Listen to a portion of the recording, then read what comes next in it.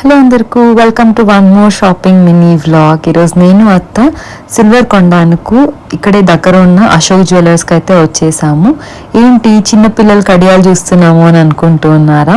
So Prateek వాళ్ళ ఆఫీస్లో one of his పార్ట్నర్స్కు twins అనమాట, ట్విన్స్ బేబీస్.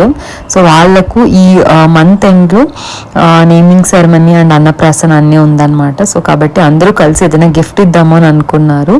కాబట్టి ఇలా కాళ్ళకు కడియాలు అండ్ చేతుకు ఇంకా ఏదైనా గాజులాగా చూద్దాము అనేసి నేను అత్త షాప్ అయితే వచ్చాము.